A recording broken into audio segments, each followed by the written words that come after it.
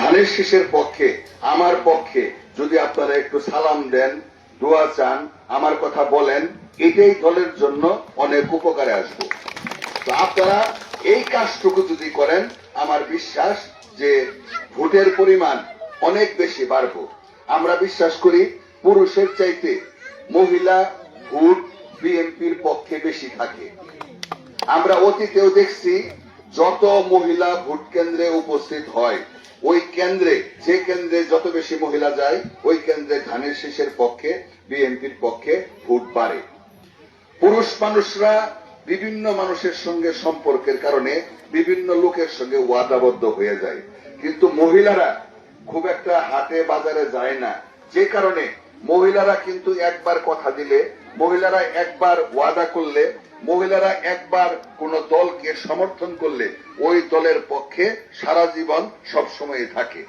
তো সেই জন্য আপনাদের কাছে অনুরোধ যে আমি এই এলাকার সন্তান, আমি আপনাদের এখানে যারা আছেন অনেকেরই আমি ছেলের মতো, অনেকেরই আমি ভাতিজা, অনেকেরই আমি ভাই, অনেকে আমার আত্মীয়। হয়তোবা আপনাদের সঙ্গে দেখা হয় নাই দীর্ঘদিন রাজনীতির কারণে, মামলা মোকদ্দমা, পুলিশের নির্যাতনের কারণে। তো সেই জন্য আজকে আপনাদের সম্মুখে আমার বউ সহ দলীয় নেতাকর্মী আপনাদের সঙ্গে পরিচিত হইতে আসছি।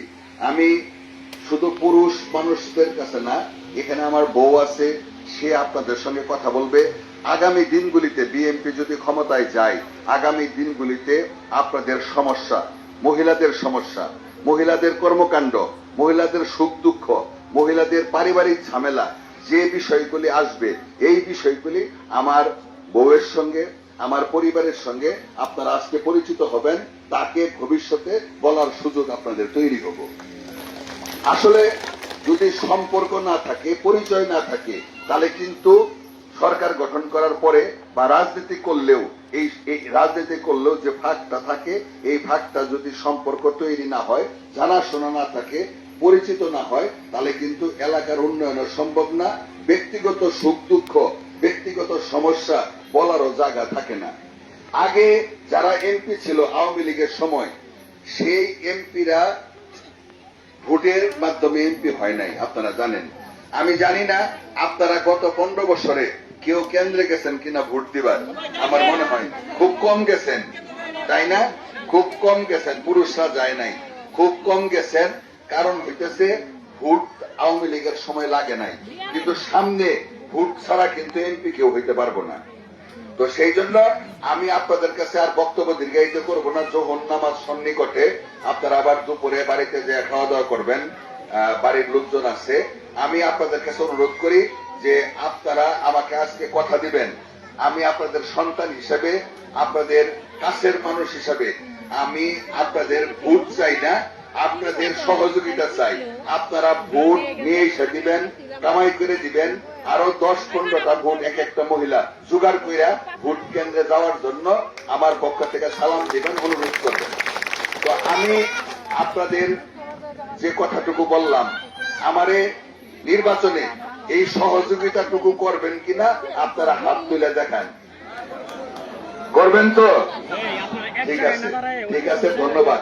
ইনশাল্লাহ দোয়া করবেন আপনারা। আমি বিশ্বাস করি এখানে কষ্ট করে যারা আসছেন প্রত্যেকে শুধু ভোটার না, আমি বিশ্বাস করি দলের কর্মী হয়ে কাজ করবেন, দলের জন্য জীবন দিয়া, সম্মান দিয়া আপনারা আগামী দিনগুলিতে দলের পক্ষে আপনারা থাকবেন, এটা আমার বিশ্বাস। আমি আমার কথা আর না বাড়ায়া আপনাদের সঙ্গে হয়তোবা দেখা আমার নির্বাচনের আগে কম হব, কারণ এলাকা অনেক বড় এলাকা। আমি যদি আমার এলাকাতে সময় দিই, তাহলে অন্য এলাকায় কিন্তু সময় দিতে পারবো না। যেহেতু আপনাদের সন্তান আমি, আপনাদের অধিকার সর্বোচ্চ। আমি বিশ্বাস করি আমি যদি এমপি হই, এই এমপি আপনারা হইলেন। আমি যদি ক্ষমতাবান হই, আমি যদি সরকার দলের এমপি হই, সরকারি লোক হই, তাহলে আপনাদের স্বামী, আপনাদের সন্তান, আপনারা আমার যে ক্ষমতা, এই ক্ষমতা আপনারা ভোগ করতে পারবেন। একজন এমপি হয়তোবা কারো সংসার চালাইতে পারবো না, কিন্তু একজন এমপি ব্যক্তিগত জীবনে ছেলে মেয়ের চাকরি, আপনাদের মামলা মোকদ্দমা, পুলিশের হয়রানি, কোর্ট কাছারি, এই জায়গাগুলাতে আপনার পরিবারের পাশে আমি দাঁড়াইতে পারবো, তাই না? রাস্তাঘাটের উন্নয়ন করতে পারবো, মসজিদ মাদ্রাসার উন্নয়ন করতে পারবো, এবং হালগড়ার মানুষের সর্বোচ্চ আপনার সহযোগিতা, পাশে থাকা, এই কাজটুকু আমি করতে পারবো। আমি মনে করি যে আল্লাহ যদি আমার এমপি বানায়, এই এমপি আমি না, এই এমপি আপনার স্বামী, এই এমপি আপনার সন্তান, এই সুযোগ সুবিধাটা তারা ভোগ করতে পারবো। এবং আমি বিশ্বাস করি যে অতীতেও আমার বাবা এমপি ছিল, আমি এমপি ছিলাম, এই হালগড়ায় কখনোই কোনো সমস্যায় আমার শরণাপন্ন আমার কাছে আসতেও হয় নাই। আপনারা হালগড়া বাড়ি এই নাম শুনলেই থানা, পুলিশ, কোর্ট কাছারি আপনাদের সম্মান দিব, অন্য ব্যতিক্রমী চোখে আপনাদেরকে দেখবো, আপনাদের মূল্যায়ন বাড়বো, আপনাদের সম্মান বাড়বো। এটা আপনাদের পুরুষ পরিবারের পুরুষ সদস্য যারা আছে এই বিষয়গুলি তারা ভালো জানে।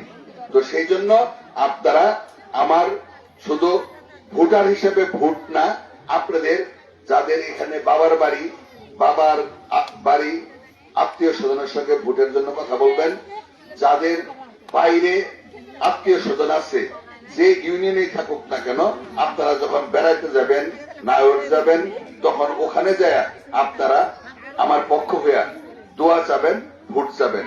আমার মনে হয় যদি এইটুকু কাজ আপনারা করেন, এটা আমার দলের নেতা কর্মীর চাইতে আরো বেশি উপকার হব। কারণ আমার দলের নেতা কর্মী আমার পক্ষে ভোট চাবো, এটাই স্বাভাবিক।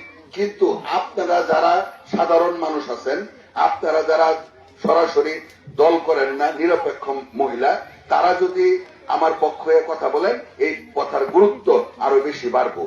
সুতরাং আমি আমার কথা না বাড়ায়া সকলের কাছে দোয়া চায়া, এবং এখানে যারা উপস্থিত আছেন আরো অনেক মহিলা এই দুই গ্রামে আছে, উত্তর এবং দক্ষিণ পাড়ায়, অনেকের সঙ্গে আমার দেখা হইল না, তাদেরকে আমার সালামটা পৌঁছাবেন, আমার জন্য দোয়া করতে বলবেন, ধানের শীষের পক্ষে ভোট চাবেন, এবং এই কথাটুকু এলাকায় যেন ছড়ায় পড়ে, এলাকায় যেন সবার মাঝে আমি আসছিলাম এই কথাটা যেন আপনারা জানান। এই কথা বলে সকলকে ধানের শীষে ভোট চেয়ে আমার বক্তব্য শেষ করছি। আসসালামু আলাইকুম।